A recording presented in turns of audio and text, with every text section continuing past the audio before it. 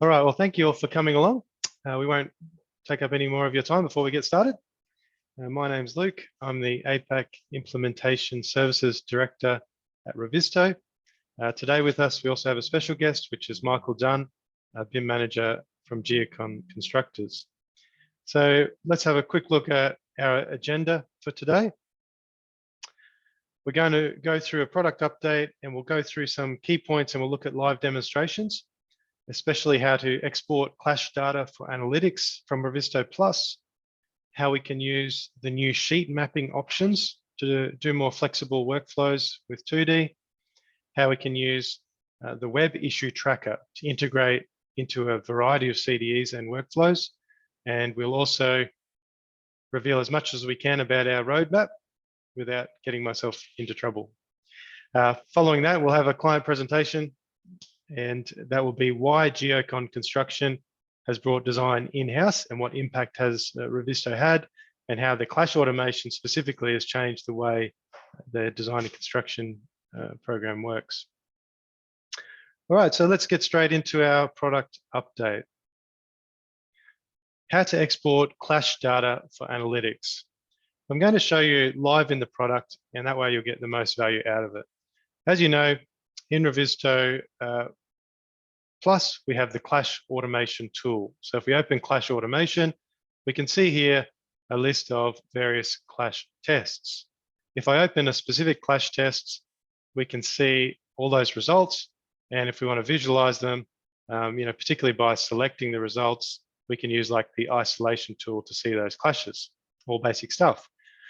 Now, what if we want to do some customized reporting on the clashes themselves, right? Revizto's always had issue reporting. We could create PDFs of issues. We could create Excel reports. But what about this clash data? In here, we've got sub-clashes, we've got groups, we've got a unique view of the project data that we want to be able to analyze, okay? So all you need to do is we've opened up this specific clash test, and at the top right, we're going to click the dots icon and click the export test icon. So when we click that button, in the drop-down, we have the Excel option, okay? So doing this will export the clash data for that one test to Excel, okay? So that's the first thing we're looking at, doing it for one specific test. So let's have a look at that in Excel. What you'll get out of the box is you'll get a tab that says clash tests with a list of the tests. You can see the one test there. You'll get a tab which says groups, and this has a list of the groups. Now, this is interesting because obviously some of these have been synchronized to the issue tracker already, so they have an ID showing. And if we go to clashes, we have all of the individual sub-clashes as well as the parent group, okay? So that's all fine. Now, we could do all kinds of things with this data. We could import it to some other system. We could use Power BI to analyze it. But even directly in Excel, all that's really required is we could do like a Control-A to select all. We could do an insert and use the pivot chart and pivot table option here. And then if we clicked on the tab that I've created already, that pivot table that I've added is pretty simple. It's just got basically a clash count per level. And we're now summarizing those clashes by level. And of course, you can add more or less metadata to this, and you can also change the visual types, etc. So you've got a lot of control, a lot of power over reporting on your clashes in there. Now, what if we want to do that for more than one clash test? Over here in the clash automation panel, all we would need to do is select multiple tests, click the drop down and go export again. And of course, choosing the Excel option to export out. Now, when we export that version of the data out, we'll get something that looks more like this, where in the clash test area, it's got 5 or 6 rows, and of course, a lot more clashes and groups in it. Now, we can then start to do some interesting things with this data. We could start reporting on clash tests and status. Now, one little trick that I've done here, if we go to the groups area, the status column includes a combination of issue statuses and clash statuses, depending on whether it's been synced before. So all I've done is I've made a simple calculated field here, take a screenshot or something that basically converts this status into something that doesn't have the ID number in it so that I can now see more clearly those statuses in my visual. All right, so that's our first tips there on exporting the clash data for analytics. Now, what about our 2D sheet mapping options? Okay, in the past, in Revizto, if you wanted to work with 2D sheets, PDFs, and the Revit model, you would have to export your Revit sheets first because of the way that the 2D functions worked. Now, we've introduced new mapping options here that allow us to do this much more flexibly. We can import the PDFs directly to Revizto first. We could bring them to BIM 360 first and then send them to 2D. And then after the fact, we can come in and export the Revit sheet overlays. So this could work out in such a way that you get a bunch of PDFs perhaps at tender time, you load them into Revizto, do a 2D markup exercise, then later on, you receive the Revit model and you want to enable the 2D, 3D overlay. So then you do the mapping and now you've got these sheets that can be overlaid to the model. So let's do a brief demonstration on that. We'll go to our 2D area and we've got a folder here and we're going to go import file and we're going to find just some plain PDFs that we've generated. Let's say these 3, okay? So I'm going to go open and they're brand new PDFs to the project and I'm going to click done. So we now have the PDFs in here. We could begin doing things like, dropping stamps and raising issues, etc., as per normal. Now, what if I want to enable the Revit sheet overlay for this? You can see at the moment, it's what we would call a kind of dumb PDF, but we want to be able to overlay it. All right, so let's jump over to Revit briefly. We've got the project open and we can see things like the sheet number and sheet title match that in Revizto. And that's partly because of how the PDF was named originally, as you can see there. So when we go to Revizto, export to Revizto, and we choose export sheets, select sheets, and in the resulting dialog, we can choose from any of these options. In our particular case, we're interested in sheet number and sheet name. We're going to export these 3 sheets and we're going to just do sheet coordinates only because we already have the content in there. We already have imported the PDF. We're just enabling the overlay. So let's hit save and let's hit export. So Revizto now automatically detects the 2D sheet that this overlay should be applied to. If we look into Revizto at the 2D sheet list, the new thing that's here is the green scissors icon at the bottom left. So it wasn't there a second ago. So now I'm able to click on that and overlay that sheet onto the 3D like normal and go and do my 2D, 3D coordination. All right, let's move on. What about using the web issue tracker to integrate with any CDE or common data environment? Let's say using ProjectWise, you're using AConnect, you're using something we may not have a native integration to right now. Let's have a look at what the web issue tracker will allow us to do. In the web issue tracker here, I'm looking at the same project and I'm looking at a list of my issues. Now, let's say I wanted to send this particular issue to somebody or attach it to like an AConnect thread or to something in Procore that maybe is not an RFI. All I need to do is click the dots icon and go copy link. There's 2 options here. Copy link to web, that will bring me back to this page, or copy link to app. Using that one, it'll actually, when I click on that hyperlink, it'll open Revizto and put me on top of that particular issue. We've also got the print to PDF option if you just want to make a kind of a report or an evidence of that one issue. So just be aware of those things there. Now also, what if I wanted to copy a link to a comment? Let's say, in a lot of times in a real project environment, the comment becomes perhaps a critical point of how we're moving forward, right? This comment. So maybe someone who's in a position of authority approved or action on site, perhaps, they make a final comment. And what we can do in the web issue tracker is we can pin it. So that kind of marks it as a special comment. We could also click there and go copy link. So with that link, now wherever I place that one, if I put that into Aconex or put that into an email or something, and then I navigate to that hyperlink, it's going to open the issue in the web issue tracker. It's also going to highlight the specific comment in the comment thread. So that's a really nice feature for jumping to a specific comment. So in this way, we can now start to integrate workflows into Revizto, jumping to that environment where you've got the integrated collaboration platform, where you're doing your markups, where you're doing your model reviews. All right, let's talk top secret for a minute. What's coming up?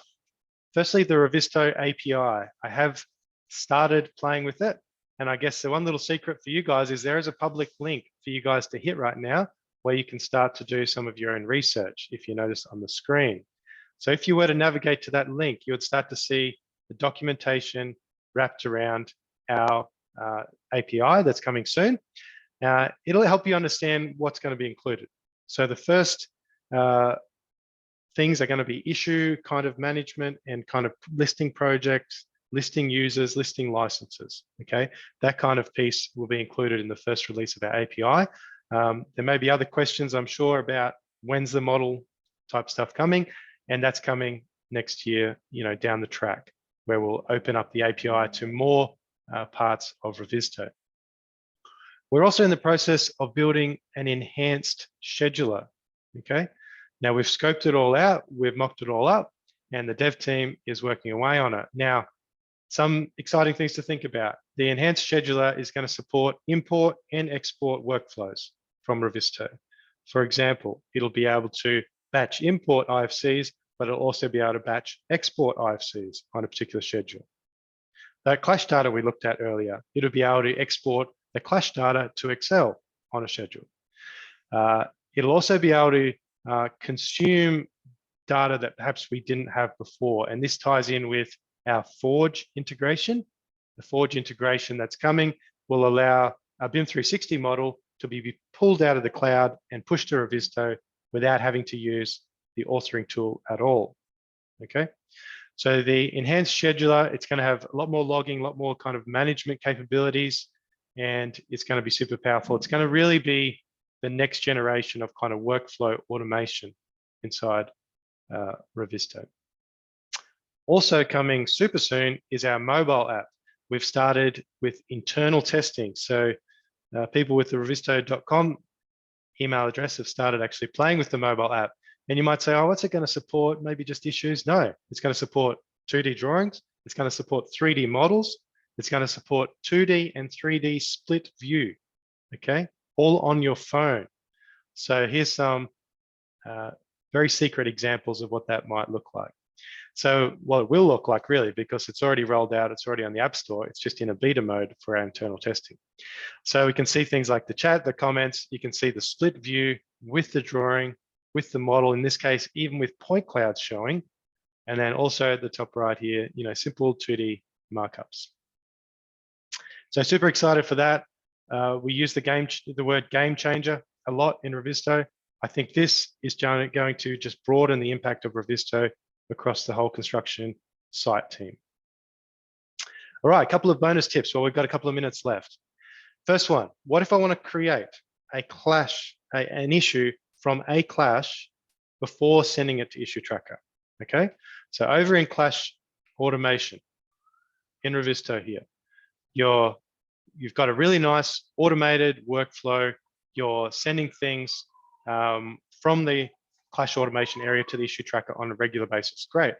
But before you do that, perhaps you're looking through some clashes. You identify something that's really important right now. You don't want to wait for the next clash sync.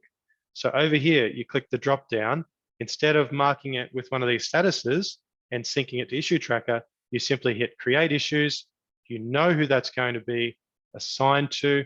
Perhaps it's a fire clash. You could even put a comment on it.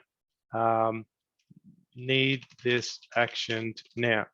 Hit create issue, and we haven't had to go through a whole clash sync scenario, we've very quickly created a single issue that's from the clash automation area. So this allows you to kind of do this pre-flight review, very quick review, and perhaps escalate certain things to the issue tracker before you hit like a formal coordination review date.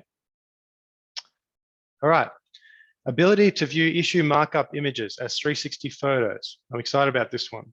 So what's happening is people are doing 360 photography on their project. That's great. Then they're also doing it in perhaps a tool that's not Revizto, and they're getting some kind of useful outputs. Let's say it's got a spreadsheet with like a 360 photo XYZ location, and you've got the photo. Okay, I've been working with Lewis Guy on our EMEA team, and we've come up with a solution which allows us to automatically batch create a BCF file with the 360 photos attached to it, which we then import to Revizto. And keep in mind, these are all geolocated because we had the XYZ coordinates. Now, in the past, this 360 photo, even though we got it to here, we couldn't kind of view it in 360 mode. But we have added this button at the top of the screen. So I can click on that, and now I'm immediately in the 360 viewing mode on that photo without having to go into the comment thread and start browsing through the imagery. Okay, so this is going to help us integrate more tightly with some of those 360 photo capture solutions. All right, final little tip. Open a sheet that relates to your current position by using the right-click option. So you're in Revizto, you're looking at something in this area. You don't have to necessarily create an issue, but you want to find a drawing near this area. So you maybe select an object, you right-click, and you go jump from current position to 2D, and we're offered a list of drawings. Click on one of those drawings and hit select, and now we're on the drawing in the location that we want it to be. So we didn't have to create an issue to get there. All right, just a quick reminder on some of the features that have come out kind of in the past couple of releases. One is that Revizto clash issues exported to a BCF include the clash colors now on the clashing objects. The export scheduler in the current form has been improved already to support Plant 3D, Civil 3D, and AutoCAD architecture. We're supporting IFC 4.3 as of recently, and we also have the Docs integration with SharePoint, which a lot of large organizations are using. All right, awesome. So that is basically our product update section of the webinar. We hope you enjoyed that. Now we do have 5 or 10 minutes to go through some of our questions. Immediately after we do this short Q&A piece in the middle, we'll go on to our presentation from our client, Michael Dunn from Geocon. So let's have a look at some of our Q&A questions in here. So is there going to be any development? This is what Diego Martinez asks. Is there going to be any development towards drawing review workflows, e.g. for formal design gateways, where drawings are locked to a point in time and the model is WIP? Ability to export comments, etc. Now, some projects are already doing this, okay? They're utilizing the features that Revizto allows, and they're working with those to still do their formal reviews. Now, there's a few ways that that plays out. Sometimes they create a separate Revizto project purely for the formal reviews, and they keep another Revizto project for the WIP or work in progress reviews, okay? Other things that will help in those kind of workflows, if I just jump back to Revizto, things like using your sheet tags, okay? So you could use sheet tags to record the status of a sheet, and then you can use filters here to find those sheets.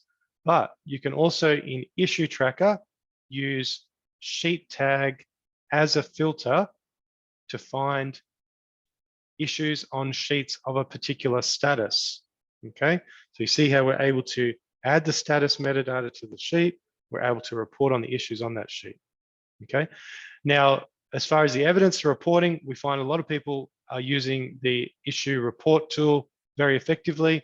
being able to export those out either as PDF or as Excel, and then attach those into perhaps a common data environment, project-wise, etc. So hopefully that answered part of your question, Diego. We do want to continue to improve the 2D area, and particularly the document management functions in Revizto. All right, will the 360 photo allow overlay with the design model? Diego asks. So that would be kind of augmented reality, and we're not ruling it out, but at this moment in time, Revizto wouldn't support that feature where you've got like imagery and kind of the real world or the design model behind. At the moment, you can have your image, you can kind of navigate it, and then go to your model and you can kind of navigate it. So at the moment, we don't have the kind of live overlay of those two. All right, visual styles for clashes. It's hard to locate and know what you're looking at. Okay, so let's just talk about, this is what Will Harbison asks, by the way. So let's just talk about how we can visualize the clashes briefly. When we're in the clash automation area, the ones that are shown on the right are the ones we've selected. We can obviously isolate them. We can also isolate in transparency, which will have like the ghosted out model like so. Now, the background appearance where, you kind of got this ghosted out model, that's driven by this. So we can set that perhaps to discipline colors or something, and basically that will change how the background colors are applied. We can also change how those foreground or clashing colors are applied by using this drop down. So really it comes back to appearance templates and implementing appearance templates in a way that's logical for you, for your business, particularly wrapped around perhaps discipline coloring or category coloring or something like that. Okay, anonymous attendee asks, can docs integrate with both SharePoint and BIM 360 docs at the same time? The answer is yes. In our docs panel, we can add multiple integrations. We could in fact enable all of these integrations on a single project. So we could have BIM 360 Procore Box SharePoint.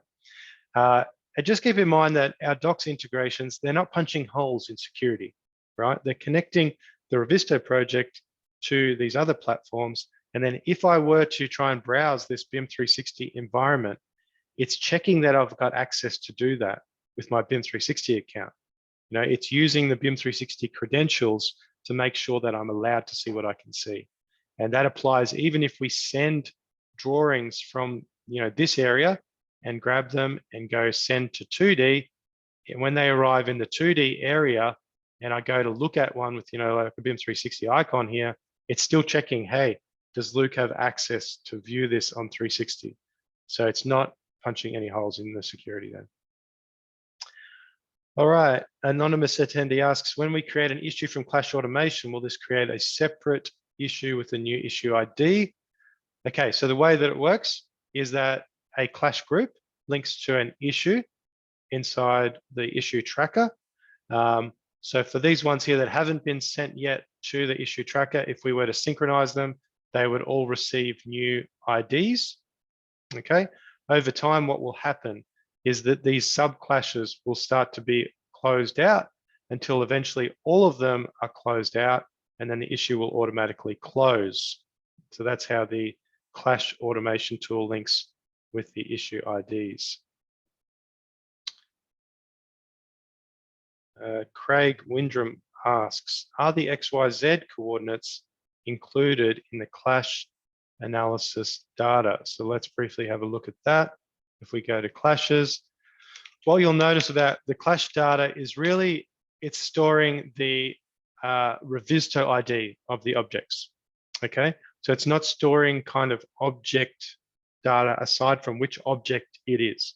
So you would have to utilize another tool or another export perhaps to figure out where these objects are located in the model at this moment in time, that is, because we're not storing like a Clash point at this moment inside Revizto, but that could certainly be a feature request. Craig Windram also asked, will the API allow access to model metadata? The answer is eventually, but not in the first release. So that is going to come. Okay. Mesara Al Race asks, do you plan an integration with ProjectWise? We are talking to them. Certainly, if you've got someone on the ProjectWise side who can help us push that through, we are very keen to do that integration on the Revizto side.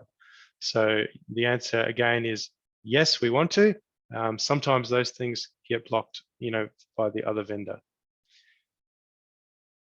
Okay, can the Joel Jerry asks, can the 360 images be geolocated? Could it be viewed as in a map with pins to each image? The answer is yes, that's already working. So that's partly what we've built with that BCF importer. But if you were to just drop any, stamp, let's say you've got a stamp for 360 photographs on here and you drop it onto the model, when you go to like a 2D view that shows that particular location, then you're going to be able to see the hotspot view of all of those in like a plan. So that is already kind of working as is. If we went to a plan view that showed this location and then turned on all of the issues that intersect, we get this hotspot view, which could also include the 360 photos, which are also, that little pin is also visible in the 3D model. All right, so we've just kind of run out of time in the Q&A section with me right now, the product update part. We're going to go into presentation with Michael and then his Q&A, and anything that we haven't been able to get to in Q&A, we will certainly follow up ASAP after this session. All right, now it's with great pleasure that I introduce Michael Dunn. He's a BIM manager from Geocon. He's highly experienced. He's been working with Geocon to implement a whole heap of new technologies, including Revizto, and we're looking forward to understanding why Geocon Construction brought design in-house and what impact Revizto has had. And we'll hand over to you. Thank you very much, Michael. Thank you, Luke. I'll just share away. Okay, we all good there? All good. Cool. Thanks, Luke. Yeah, been asked to say a little bit about myself. I'll keep it brief. I've been in the industry for a while now, over 20 years. My first 18 years was in architectural firms, where I was in various roles, working from drafty up through to design technology and BIM management. 4.5 years ago, I joined Geocon to jump the fence from architecture to construction. And yeah, been enjoying my time here. So first of all, let you know a little bit about the company. Anyone from Canberra will know all about us. Perhaps we're a bit infamous here, being the largest builder and developer in the ACT, but not only are we the largest in the ACT, but we're the 6th largest builder of multi-unit developments in the country, and that's saying something since we only operate actually in Canberra, not a big town. The company, as I sort of mentioned, is a developer and a builder combined, but they sort of function as separate entities within the company. So development side of the business is the construction side's client. The design team, of which I'm a part, sits under the construction group, and we'll get to why in a moment. We're also actually a hotelier, so we build and manage our own hotels. On the right there, you can sort of see how far the company's come in a relatively short space of time. In 2008, with just a few people, building sort of detached residential there, onto earlier this year, we completed 1,500 unit, 200 hotel room complex in Canberra's north, which includes the tallest towers ever made in Canberra. It's not saying much because they're only 27 stories, but we do have height limits here. Okay, so a little bit about architecture and its role and how it's worked with the company, both before and after bringing in-house.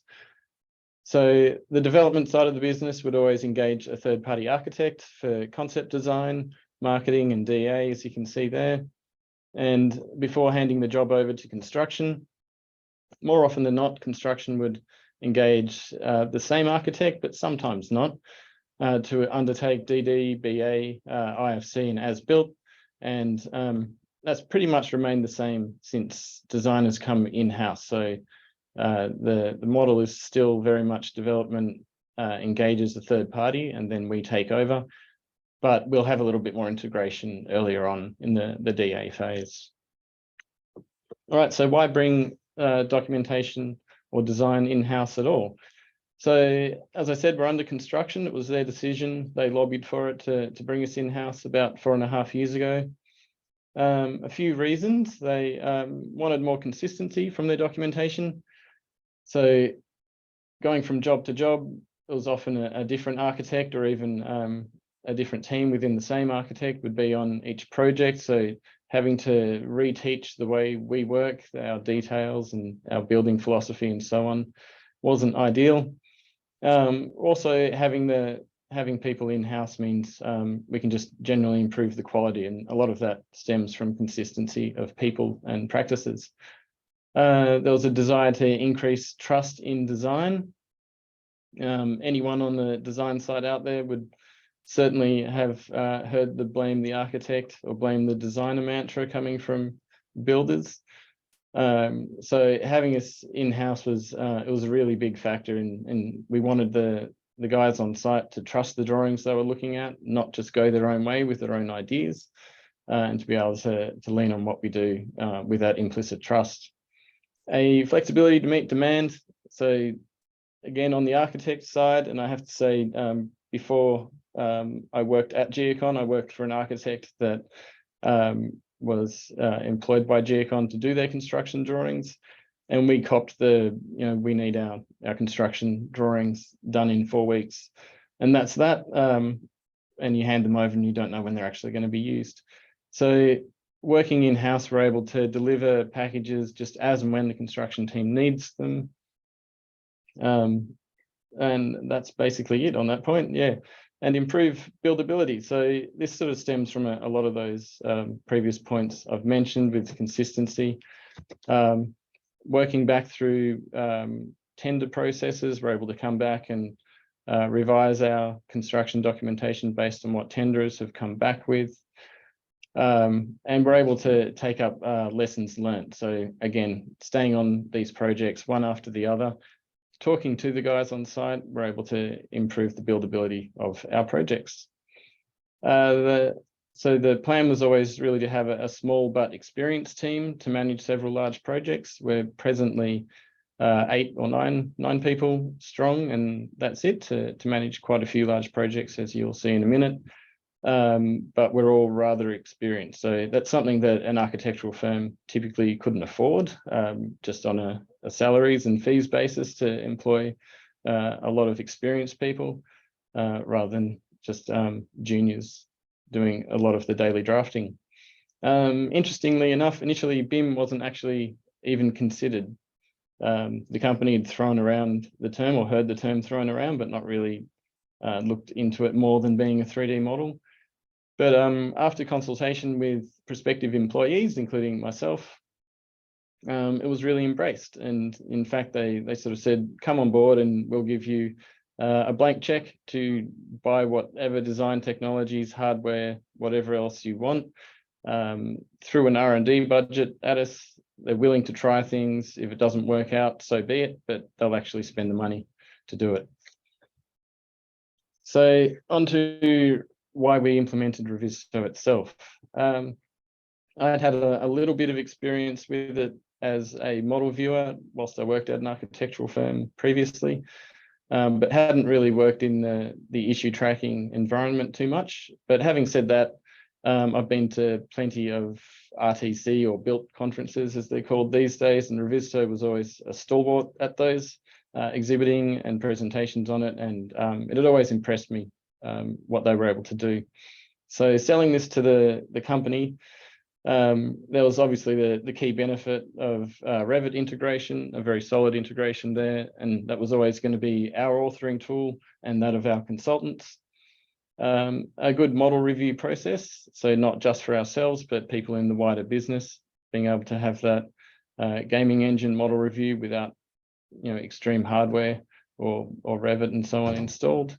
mobile device access. So whilst that mobile app is coming, there is still a Revizto mobile app for those that don't know, that's been around for quite a while, that you can access on iPads and Android devices. And that was key to getting the models out to site. Back then, pre-pandemic, we didn't have BIM 360 or ACC as it is now. But we did want cloud access to our models anyway. So having cloud access not be reliant on the Autodesk infrastructure was good for us. And finally, obviously, some of the key aspects of Revizto, the issue tracking and Navisworks Clash workflow. I've never been too much of a fan of Navisworks, but at least Revizto offered or afforded a nice way to track issues that came out of, or Clash results that came out of Navisworks at the same time as the other issues that we would face in design. So I'll just quickly run you through 4 of our current projects, so you can see sort of the scope that we work with here. I think as a team, we've knocked off 3 projects already, 3 large projects. So these are just what we have underway. Down in the south of Canberra, we've got this one, 620 units, 2 stages. The back one there is stage 1, and people are moving in at the moment. Stage 2, the 3 buildings in the foreground. Construction teams are running around like crazy at the moment, getting C of O for it to be wrapped up by Christmas. I think this was at one stage during the pandemic, when everyone was sort of shut down, this was the largest resi project under construction in Australia. And so to push it through that time was quite an achievement. Only 9 models in this one. That's all the consultant models. And obviously the architecture that you can see there. Establishment is in northern Canberra, a small one for us. In fact, the smallest project we've ever worked on in-house at 270 units, due for completion early next year. 10 models in this one. You can see the squiggly stuff. We actually got civil on board, so we got an IFC out of them to do the in-ground existing works. So that was important to avoid clashes around the verges and so on with the existing infrastructure.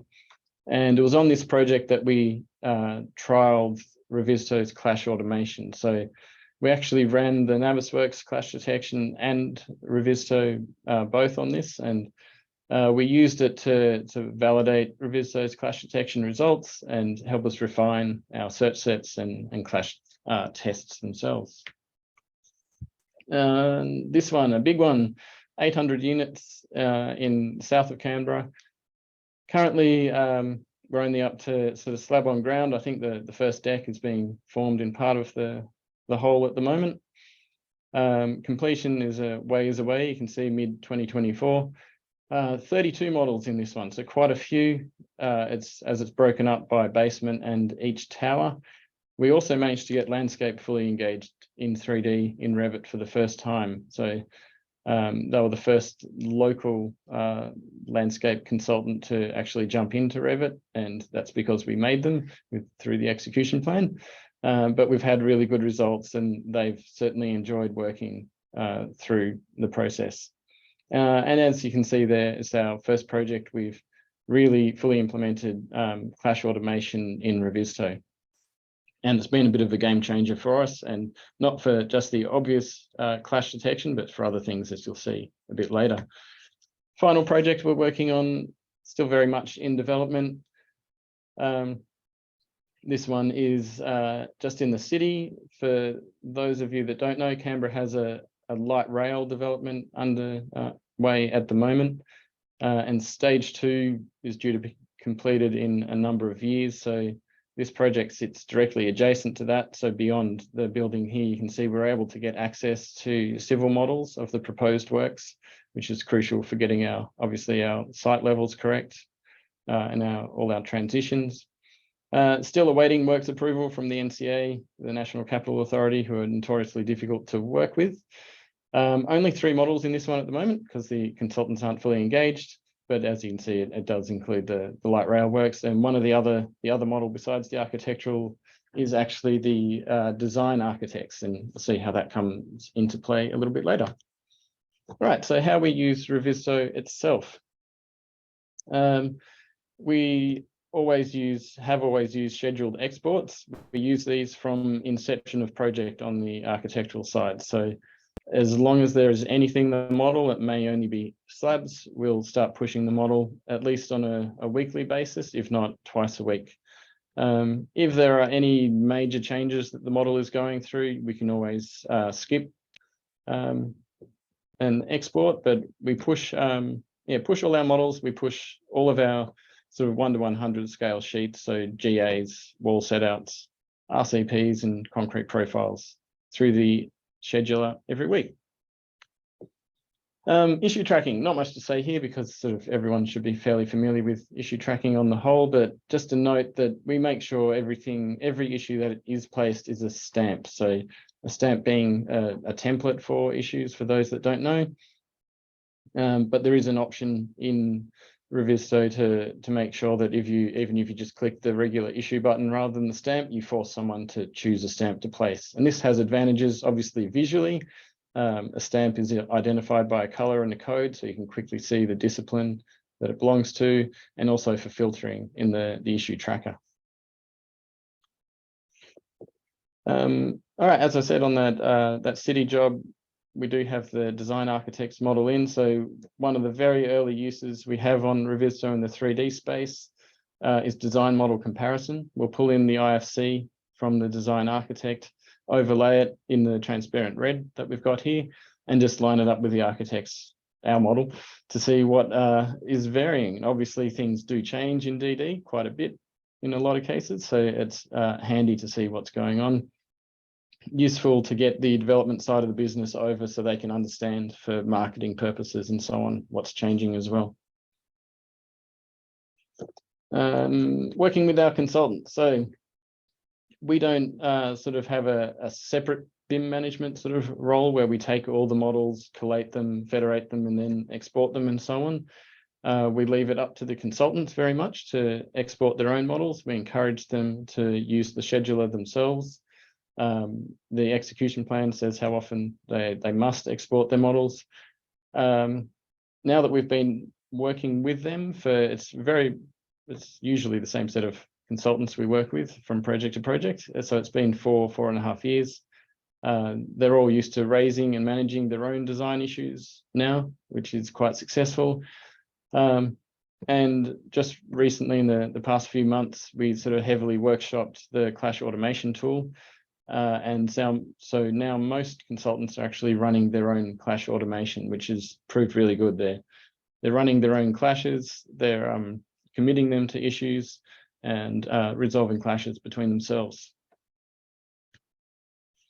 So clash automation itself, I was sort of asked to say a few words about metrics, how much time we've saved and so on. You can read through all the information there on the slide, but fundamentally, I'd say we haven't saved time in actual clash detection itself because we can do so much more with the tool. So just because of how efficient Revizto is with clash detection, or how bad Navisworks was, there was a desire to avoid doing too much clash detection in Navisworks. But now that we can run it easily, every time there's a model issue, I'll be running clash automation. So it's once every 2 weeks at worst case. Typically, if I see a model has been uploaded, I'll run it on the spot. And then it may be every couple of weeks that I go through and formally commit clashes to issues.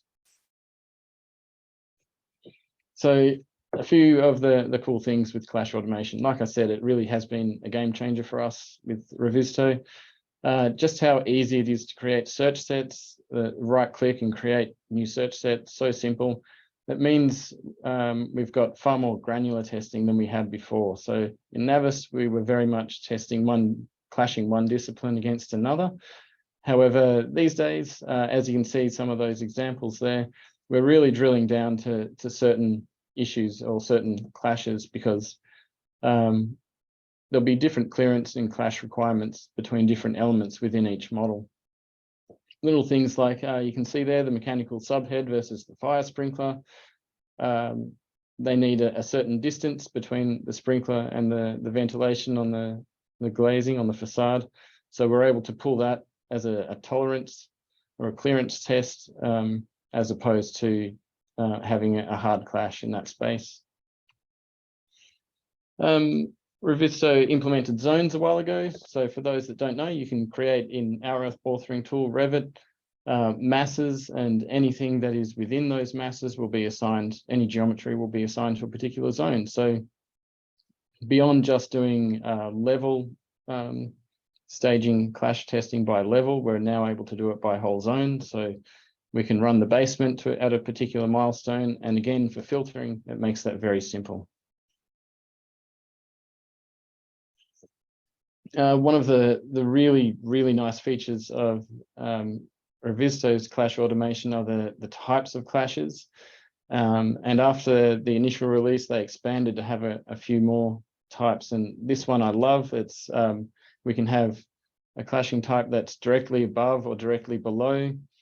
And so in this case, we can run rule checking. So I simply model a floor that's only a couple of mil thick. That's typically hidden in all of our project views, but in Revizto, we run it directly above to see if any services or any structure and so on are clashing with that circulation space. And same deal, we can do that with stairs as well, which is fantastic in our cores. Stairs and ramps, we can just run a clearance above, anything clashing above, we pick up. So previous to this in Navisworks, we were having to model, use railings and all sorts of workarounds to get geometry in there to do a clash, because we couldn't just clash in one direction. It would be clearance all around or not at all. Scaffold. So this is one that the construction guys were really on board with from day one, the ability to see the scaffold in 3D they hadn't had before we turned up. And so even before Revizto's clash automation, we were already pushing the DWG of the shop drawn scaffold into our models, and the construction guys were just doing a visual clash. But now that we have the model in play, obviously we can automate clash detection between that and any particular elements construction want.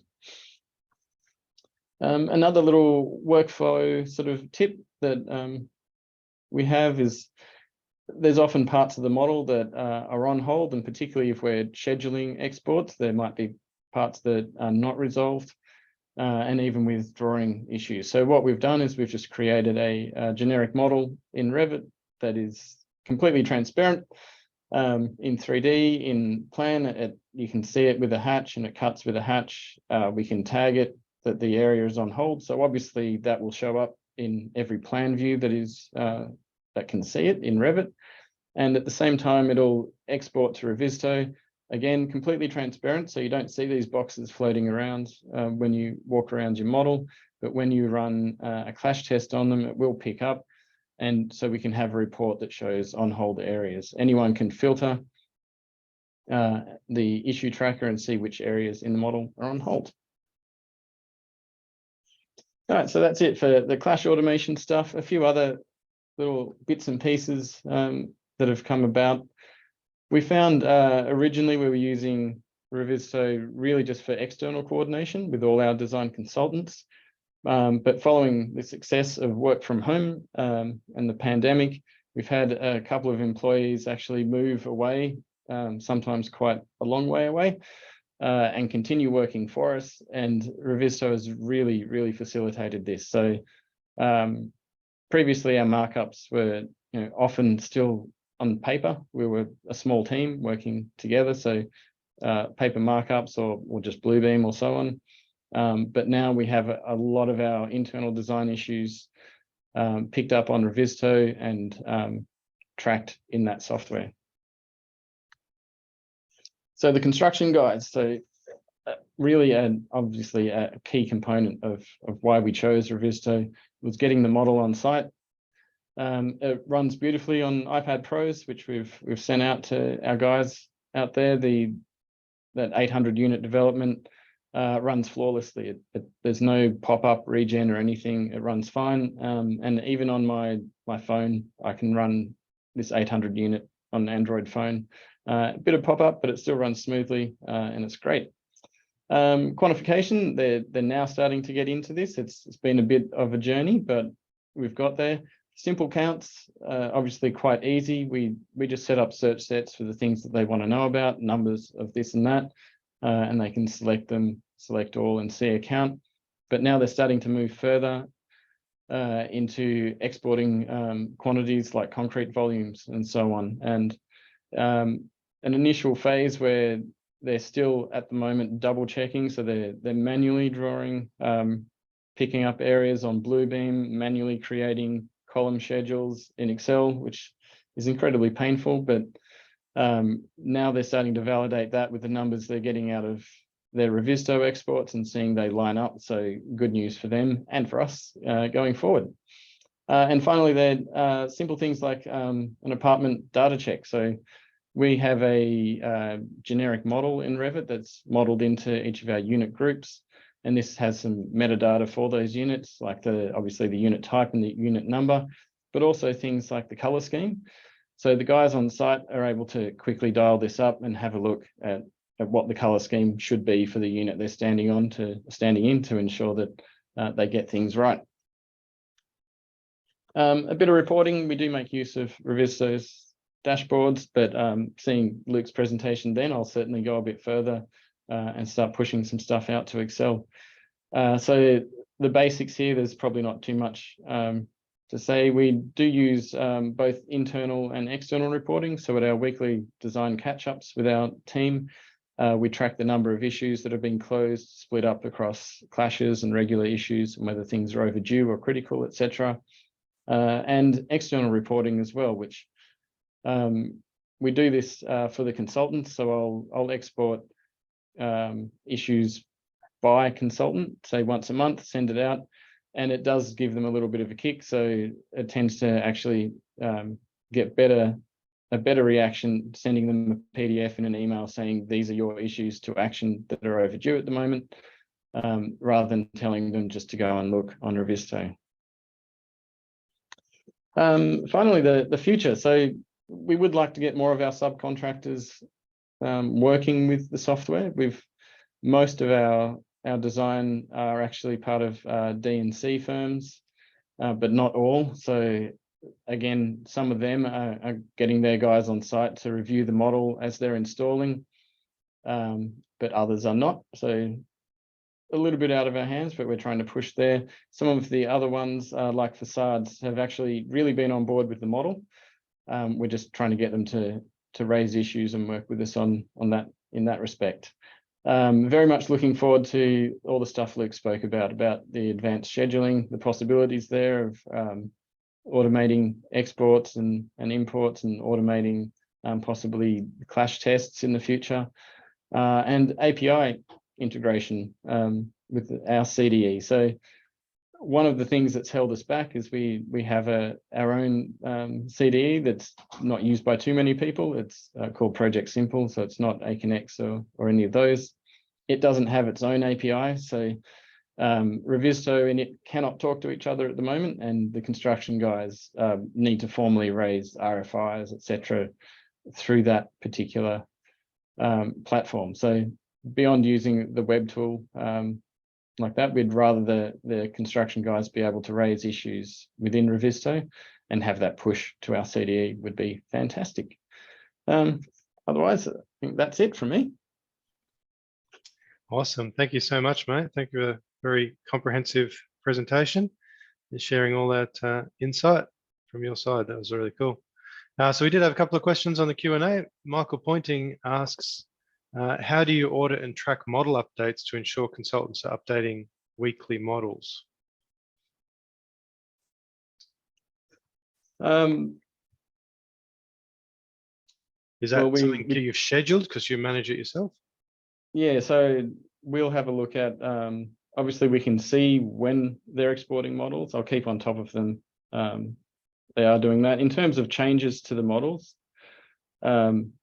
we use some other software to check what is changing in the models. It'd be fantastic if Revizto had a model comparison tool. It's high on my wish list. But otherwise, we're using third-party tools to ensure that the models are changing and what they're changing. But yeah, we just look at the project information within the model information within Revizto, and we can see when they've been updated. Yep. Jason Howden says it's high on his list too. So, Benny from South Base asks, with your in-house design architectural team, are they only working on the construction phase design update, or do they do the full design from day one through like building consent? Yeah, so like I said, we still have a third-party architect that does the design, but more and more we're getting involved earlier and earlier. So there will be essentially a design manager on the project early on, reviewing simple things like cores. Do they work? Are they going to work? We'll highlight buildability issues. And in fact, on the city project, the one that's currently in works approval, we've taken over marketing on that, so we can manage it. It's much easier to manage in-house because we're sitting here with the development guys and the sales guys to do all that. And in future, I think for jobs that aren't quite as large or perhaps less prestigious, and we don't need a big name architect on them to sell them, the goal is for us to do design from day one. Yeah, cool. Michael Pointing asks, do you do any basic 4D in Revizto with viewpoints? Not really, no. No 4D at all. No. Yep. Oh, good. And this one's a bit of a tricky one. You mentioned, you are starting to use, or some of the subbies are getting involved. This one is knowing the subbies construct based on 2D shop drawings extracted from the model. How do you ensure there's enough information on the shop drawing so that they can construct as per the 3D model? So kind of that almost subcontractor management, documentation management. How are you guys doing that at this stage? I guess, like I said, most of them are D&C, so design and construct, they manage it themselves. Gotcha. There's certainly a disconnect. We have one of our design consultants. They're all design and construct contracts, I should say. Most of them are in-house design. One of them in particular is not, and so we certainly don't get fabrication sort of grade drawings off them, and they have their own little battles with the guys that employed them to do the drawings, the actual installer, to make sure they're building what the designer has designed. Yep, perfect. All right, well, thank you very much, mate. Our time is up. If there's any more questions, we'll kind of work with those after the session. Just one final reminder is the Melbourne Field Day is coming up December 7th, 4:30 p.m. There's the registration link. So please jump on that and come along to our Melbourne Field Day. We'll have our CEO along, Armin, to visit on that one. So thank you again, Michael, and thanks to Geocon Constructors for being part of this session. And have a great week, everyone. Thanks, Luke. See you, mate.